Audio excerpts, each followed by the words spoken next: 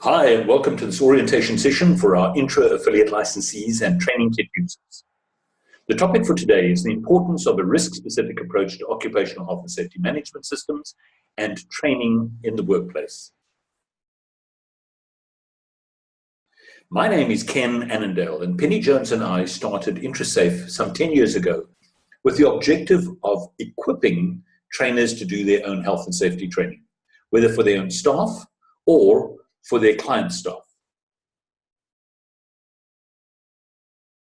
INTRA-SAFE is a South African-based company, and we publish health and safety training material that is SIOSH CPD accredited, customizable, cost-effective, and convenient. It allows you to do your own legal compliance training with material that is content-rich. 8 of our training courses are already unit standard aligned, and you then get the opportunity of adapting the course material to address your risk profile. We have over a dozen trainers kits that are ready to use and ready to customize. I'm also the author and publisher of the 1-Minute Safety Manager, which Niels Nortkeer, the CEO of SIOSH, has commented on. He said, it's a must-read for all persons involved in a company's health and safety program, and that's everyone. The book is available on our website or from bargain books. I've been privileged over the years to be a conference speaker and management coach in the health and safety and management world, and will be speaking at the SIOSH convention that takes place in May of this year. Let's get on to the topic of the importance of a risk-specific approach to occupational health and safety training. I think you'll agree that most supervisors and foremen and charge hands are absolutely in the dark when it comes to the actual risk profile within an organization. The approach to health and safety is sometimes hit and miss, and sometimes quite ineffective. Ideally, every single foreman, charge hand, safety representative, health and safety committee member, every manager should be focused on their specific risks rather than the general dangers in the workplace. We're all aware of the fact that there is an Occupational Health and Safety Act, which covers occupational health, occupational safety, and occupational hygiene. And this piece of legislation was written to eliminate the workplace incidents and accidents. Now, for a number of reasons, one of the focuses has been on occupational safety, but not on health and hygiene. And there's a good reason for that. You can see the safety causes and consequences. You can see the blood, you can see the broken bones, and you can see the dead bodies. But you can't see the injuries and diseases that come from workplace risks. More about that later. The question is, where do you start? So Penny Jones and I have been cycling for some years now. And the August Cycle Tour is a good example, now called the Cape Town Cycle Tour. It took us a number of months to prepare for it. And in doing that, we learnt about the dangers, hazards, and risks in the workplace or on the track, especially with 32,000 other cyclists out there.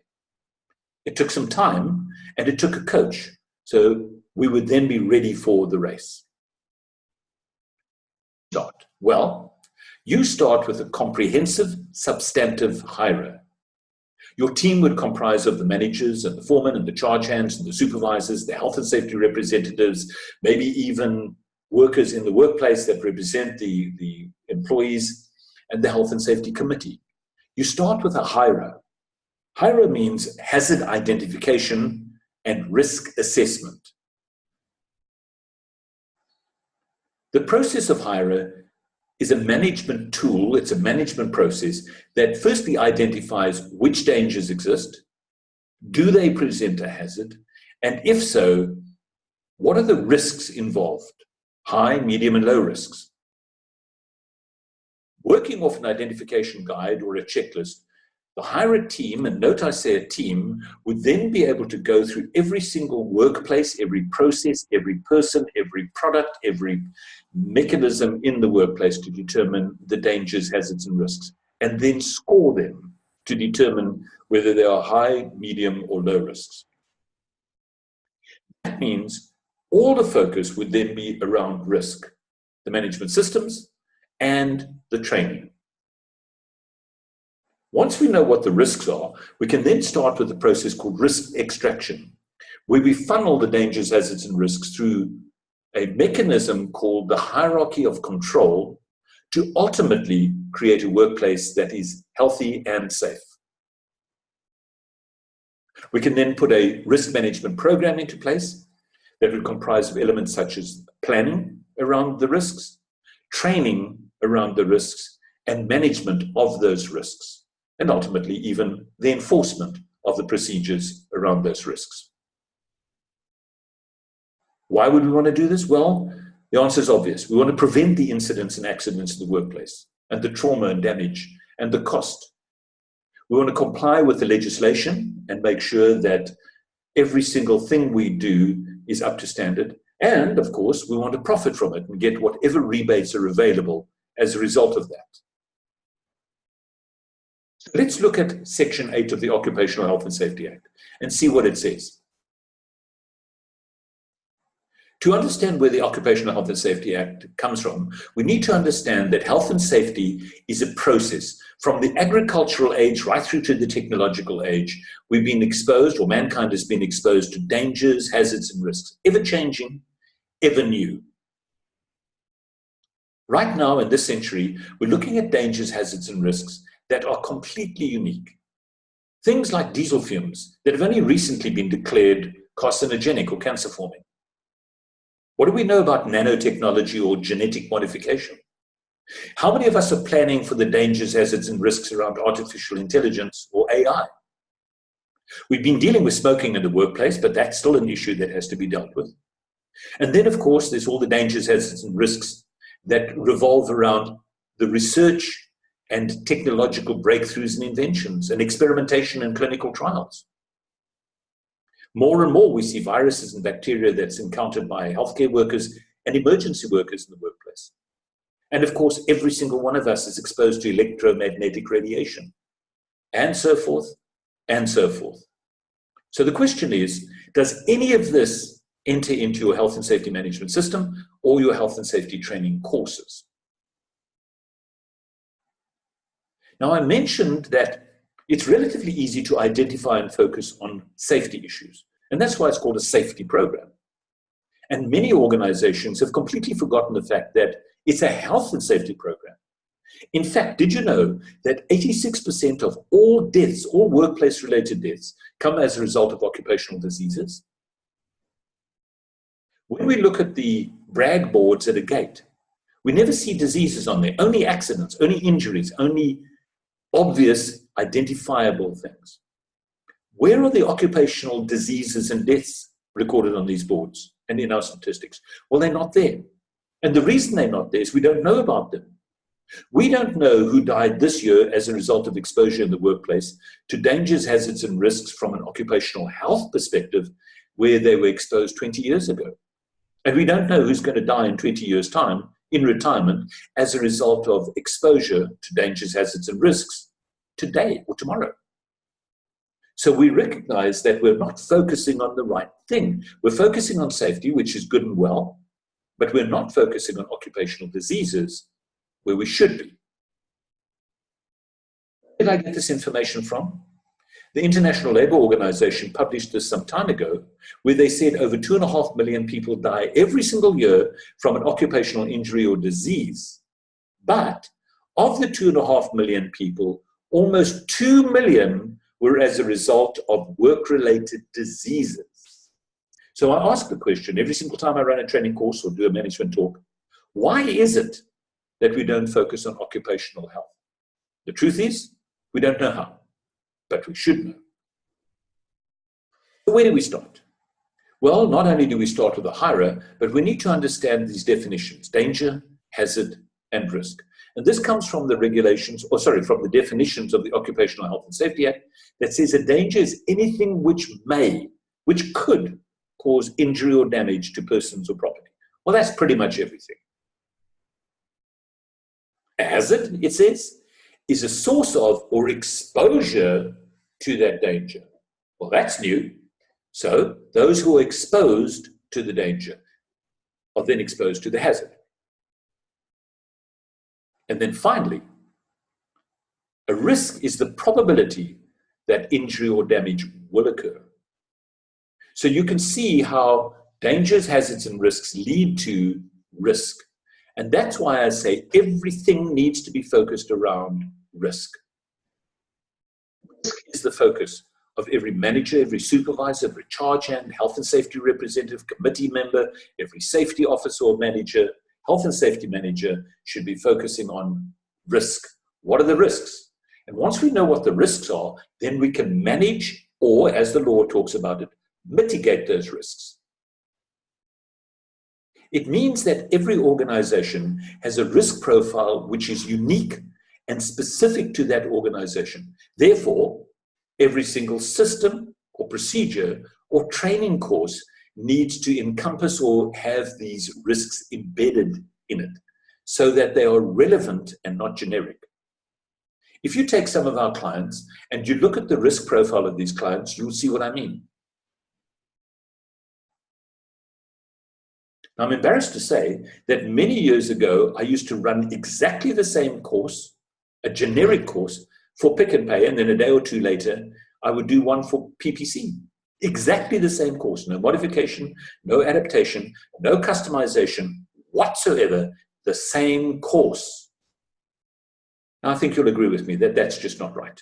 It's not right that we should talk about scaffolding to people who work in a retail environment, or alternatively, we talk about other dangers and hazards which are not relevant to people such as drowning.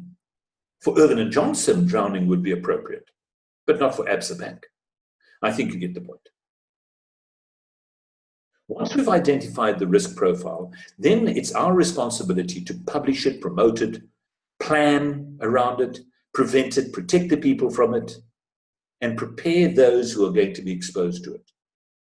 That risk profile should be there for all to see from the time they enter the premises to the time they enter every single department, section, region, whatever. They know what the risks are, not just the precautions, but the risks. Why take precautions if you don't know what the risks are? There's no point in wearing a hard hat if you don't know that things are going to fall on your head, or a respirator if you don't know there's dusts and gases and mists and fumes and vapors and so forth that you're going to be exposed to. I think you get my point once again.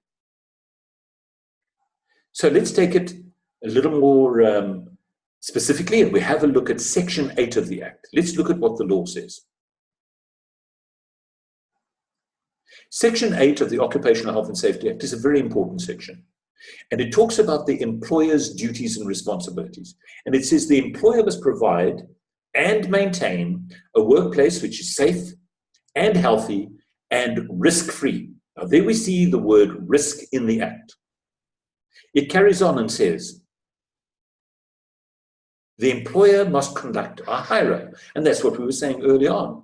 The starting point of everything is conduct a HIRA. If you don't know what your risks are, then what's the point of the program? Then you're barking in the wind, or up against the wrong tree, I think is the right or wrong statement. The employer must establish what hazards are attached to the work performed, and then must determine the precautionary measures to be taken. So, HIRA encompasses the writing of safe work procedures or operating procedures. And HIRA means that once you know what your precautionary measures are, you can then do something meaningful about them. So we'd see the dangers, the hazards, and the risks, and we now have precautionary measures. And what we're to do is to embed them in every single process or activity or procedure that we have within our organization. The first thing that you'd want to do is that you would want to embed the risk profile in any information, instructions, training, and supervision you provide to and for your employees or visitors to the premises. Section 8 requires that very specifically. Then you would want to embed the risk profile into your safe work or operating procedures, into your material safety data sheets, into your method statements, so that that risk profile, whatever it may be, that becomes part of the culture of the organization. Now, this is a very important section in Section 8. It says that the employer must train the supervisor to understand the hazards and authorize them to ensure the measures, these precautionary measures, are implemented. I just want to stop here for a moment and say this, is that supervisor training has been neglected largely. Many, many millions of rands has been spent on the training of health and safety representatives, but not an equivalent amount has been spent on the training of supervisors. And supervisors must both supervise the work and supervise health and safety in the workplace. And we need to spend a lot more time on training supervisors so that they can understand the hazards and then authorize them to ensure the measures are implemented. Now, I'm not saying don't train the health and safety reps. Of course we must. But while health and safety reps are eyes in the workplace, the supervisor is the one who has the authority. Remember, health and safety reps are they are merely volunteers. Then, of course, it says that the employer must ensure that the employees are informed of their scope of authority. So induction training would require that specific risk profile to be included in the induction. I've seen induction training, which is all about their rights, their duties, their responsibilities, but does not address their specific risks. And to that end, we have another training program that will cover that as well. Now, let's talk about the health and safety representatives. Health and safety representatives are employees, and the employer must train those employees in terms of Section 8, but also in terms of Section 17. It says that the health and safety representatives must receive training as may be required and has been mutually agreed upon. Here's a challenge. I would go as far as saying that 99% of all health and safety rep training has not been agreed upon. They've not agreed upon the methodology or the content of curriculum or even the service provider or the trainer or facilitator instructor that's going to run the course. In most instances, health and safety representatives arrive at a course not even knowing why they're there. So let's have a look at HIRA specifically in terms of Section 8. We've developed a trainer's program called the HIRA, which encompasses the facilitator guide, learner guide, PowerPoints, the worksheets, and so forth, which has been unit standard aligned to unit standard 244287. Now, what that does is essentially trains people how to conduct a formal substantive HIRA. It will cover all of the dangers, hazards, and risks in the workplace, and then allow the HIRA team or the HIRA individual to funnel those dangers, hazards, and risks into a mechanism that will ultimately allow the scoring of the risks, high, medium, and low. The guide, and from that guide, you would then start getting an indication as to where the dangers, hazards, and risks exist. Now, let's take it one step at a time. Imagine you were to do a HIRA at a batching plant, as an example.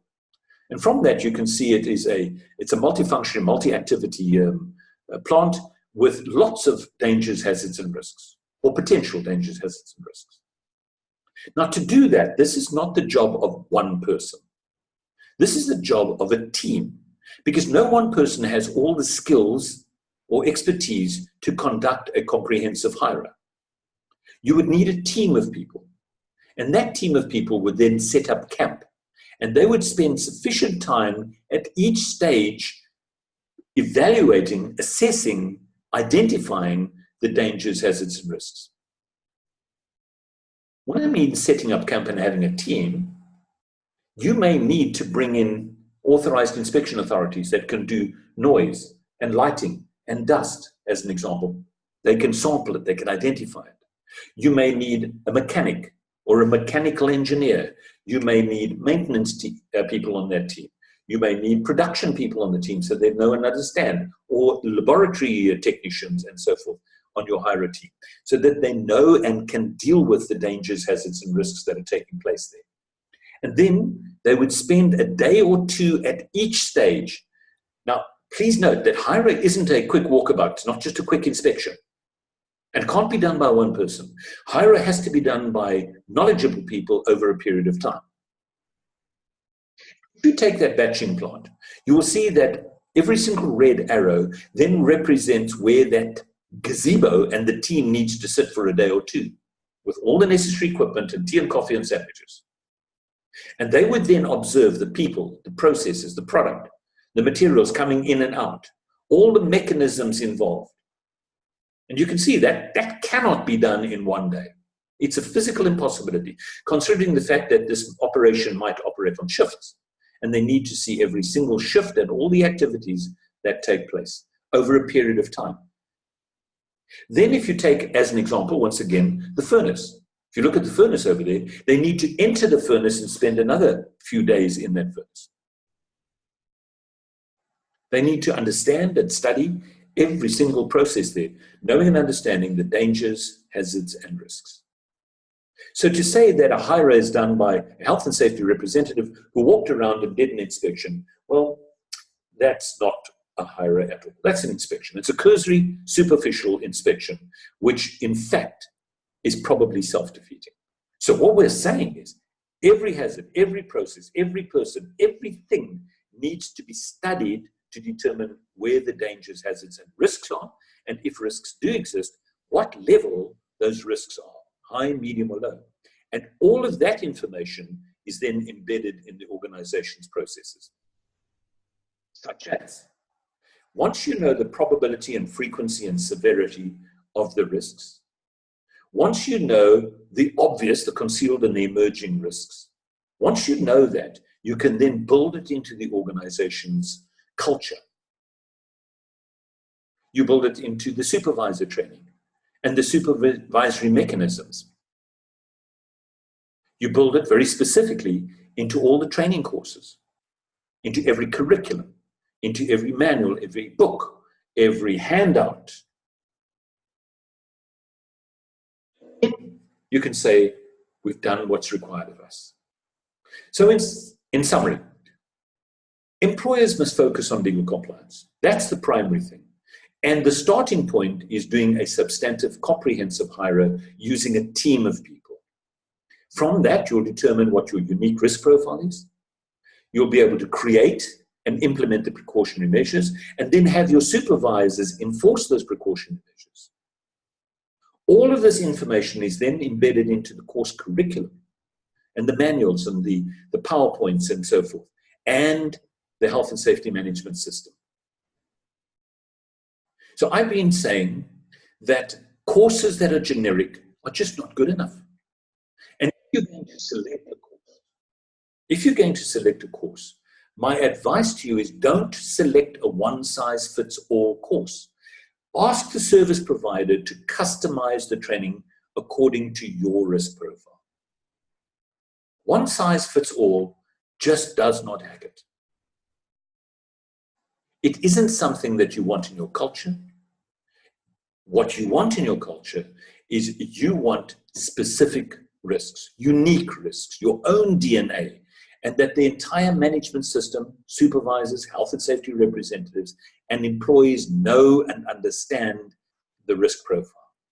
That becomes part of the culture, and then there is no deviation from that. So, when selecting or presenting occupational health and safety training, require of your service provider or your trainer that they study your unique risk profile and that they customize the training material specifically to address the needs of the employer and, most importantly, the employee.